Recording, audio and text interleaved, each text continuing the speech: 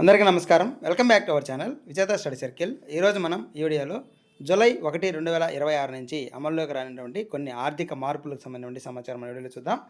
మన ఛానల్లో ఇటువంటి అందరికీ ఉపయోగపడే జనరల్ టాపిక్స్ వీడియో చేయడం జరుగుతుంది. అలాంటి వీడియోస్ కావాలనుకుంటే మన ఛానల్ సబ్స్క్రైబ్ చేసుకొని ఫాలో అవ్వండి. మీకు తెలిసిన వారికి తెలియచేయండి. ఈ ఆలస్యం చేయకుండా మన వీడియోలోకి వెళ్దాం. మనకి ప్రతి నెల మొదట్లో మనకి కొన్ని నిబంధనలు అయితే మారుతూ వస్తూ ఉంటాయి. అదే సందర్భంలో ఈ జూలై నుంచి మారేటువంటి కొన్ని నిబంధనలు ఒకసారి చూద్దాం. మొదటిది ఐటీఆర్ దాఖలు చేయడానికి మనకి 2025-26 ఫైనాన్షియల్ ఇయర్కి సంబంధించి అసెస్మెంట్ ఇయర్ 2026-27కి సంబంధించి ఐటీఆర్ 1, ఐటీఆర్ 2 ఫామ్స్ రిటర్న్ దాఖలు చేయడానికి 31 జూలై 2026 వరకు మనకి సమయం ఉంది. ఈ నెల చివరిలోపు ఎవరైతే దీనికి సంబంధించి దీని పరిధిలోకి వస్తారో వారందరూ కూడా ఐటీ రిటర్న్స్ ఐటీఆర్ 1 కానీ 2 కానీ మీకు ఏది వర్తిస్తే దాన్ని జూలై 31 లోపు మనము సబ్మిట్ చేయవలసి ఉంటుంది. అలాగే ఆధార్ కార్డులో ఈమెయిల్ అప్డేట్ చేసి జూలై 1 నుంచి డిసెంబర్ 31 తేదీ వరకు మన మొబైల్ యాప్ ద్వారా ఆధార్కి ఈమెయిల్ లింక్ చేసుకునే వారికి సాధారణంగా ₹75 ఫీజు అనేది వసూలు చేయడం జరుగుతుంది. అయితే ఇప్పుడు మనకి ఈ సందర్భంలో జూలై 1 నుంచి డిసెంబర్ 31 వరకు దాన్ని మనకి ఈ ₹75 ఏం లేకుండా ఫ్రీగానే చేయడం జరుగుతుంది. అలాగే ఎస్బీఐ క్రెడిట్ కార్డ్ రివార్డ్ పాయింట్స్లో కూడా మార్పులు చేయడం జరిగింది. ఈ PhonePe SBI credit card purple select black దీనికి సంబంధించి కార్డుకు సంబంధించి రివార్డ్ పాయింట్లను మనకి ఎస్బీఐ క్రెడిట్ కార్డు జూలై 1 నుంచి సవరించడం జరిగింది.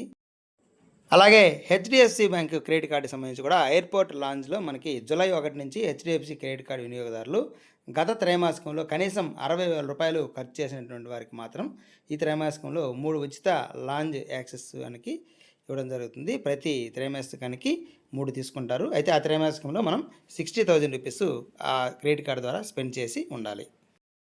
తర్వాత పాస్పోర్ట్ సేవలు ఫీజులు అనేది పెంచడం జరిగింది. విదేశాంగ మంత్రిత్వ శాఖ సాధారణ మరియు తాత్కాల పాస్పోర్ట్లు దరఖాస్తు సేవా రుసుముని మనకి రేపటి నుంచి సవరించడం జరుగుతుంది. ఈ ధరని పెంచడం జరుగుతుంది.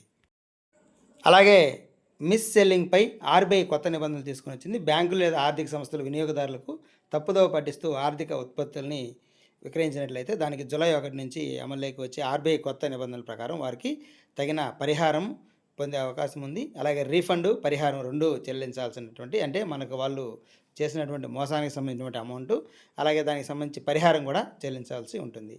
అలాగే ఎల్పిజి గ్యాస్ సిలిండర్ ధరలు సమీక్షించి ప్రతి నెల మొదటి తేదీ మనకి ఈ మాదిరిగా ఈసారి జూలై 1న మనకి ఈ ఎల్పిజి గ్యాస్ సిలిండర్ ధరలను సమీక్షిస్తారు. దీంతో వాణిజ్య లేదా గృహ వినియోగదారు ధరల్లో మార్పులు ఉండే అవకాశం ఉంది. ఒక్కోసారి పెరుగుతాయి, ఒక్కోసారి తగ్గుతాయి. కాకపోతే ఈసారి మనకి ఈ ముడి చమురు ధరలు తగ్గాయి కాబట్టి యుద్ధం కూడా కొద్దిగా ఒక కొలిక్కి వచ్చింది కాబట్టి మనకి ఇవి తగ్గే అవకాశం ఉంది. ఇవి ఇంకా చాలా మార్పులు ఉన్నాయి. ఇవి మనకి ముఖ్యమైనటువంటి రేపు నుంచి వచ్చేటువంటి మార్పులు.